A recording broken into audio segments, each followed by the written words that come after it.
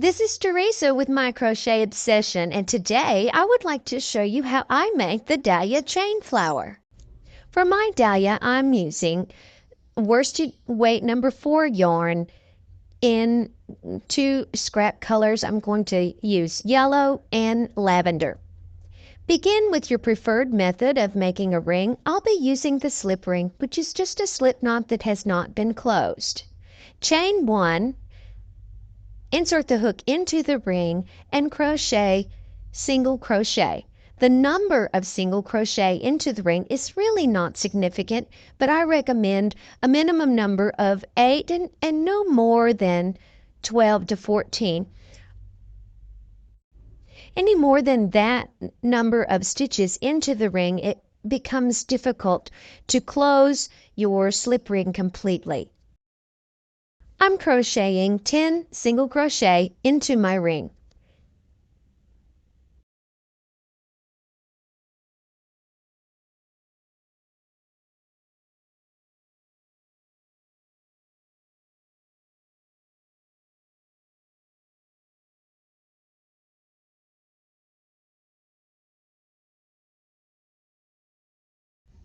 Before I slip stitch into that first single crochet, I'm pulling my slip ring completely closed.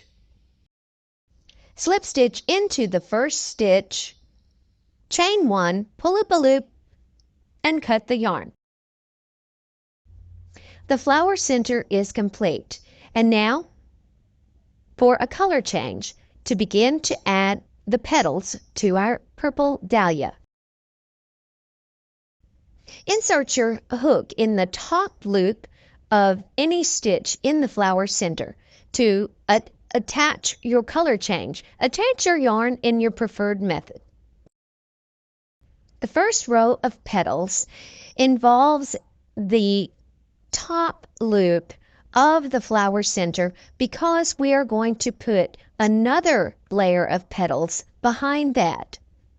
So we're going to use these top loops. For the first round of petals, I will chain 6. So once you have your color change attached to the top loop of your flower center, chain 6.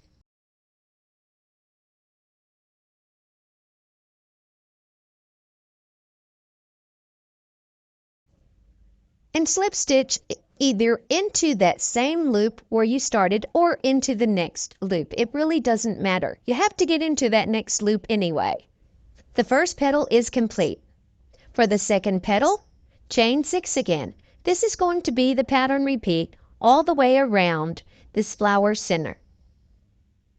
Chain 6 and slip stitch into the next stitch and repeat all the way around until you reach the first petal.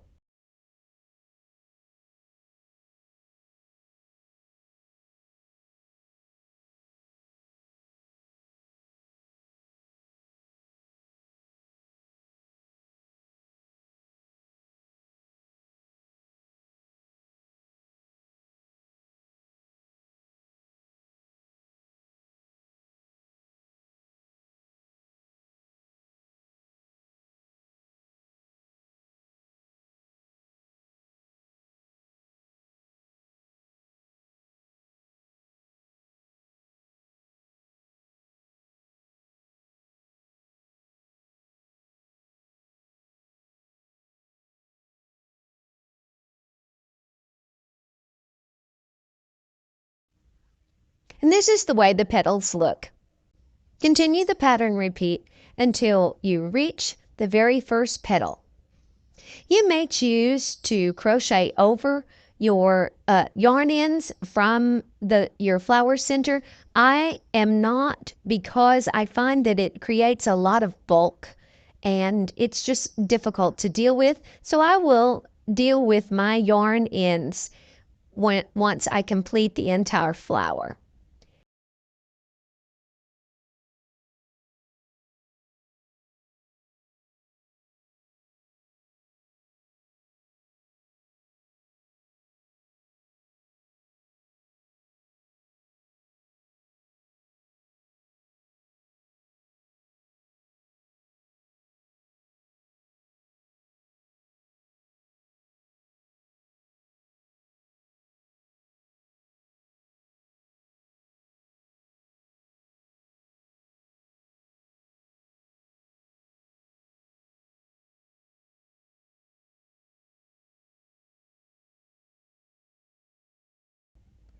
This is my last petal for the first row of petals. I'm going to slip stitch into that very first petal and fold down the petals from the first row in order to locate that second loop that we left from the flower center. And I'll slip stitch into that nearest loop. In this second row of petals, I'm going to chain 8. So in each back loop from the flower center, insert the hook, slip stitch, chain 8, and then slip stitch into the next loop, and repeat the pattern all the way around.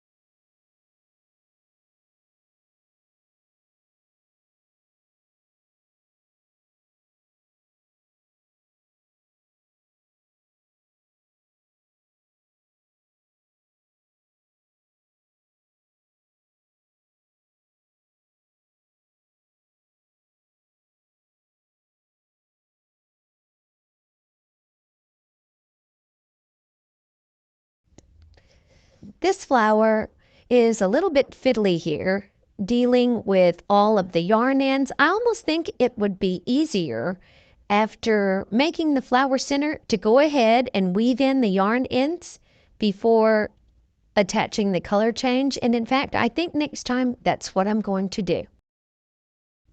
I've reached the first petal in the second layer.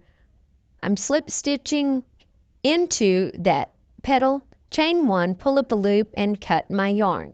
Off camera, I'll weave in the ends and return for the big reveal. The dahlia chain flower is complete. Having found value in this flower tutorial, please subscribe. And in the comments, let me know which flower you would like to learn how to crochet next. And remember, kindness is free. Spread it everywhere you go. And until I see you again, keep calm and crochet on.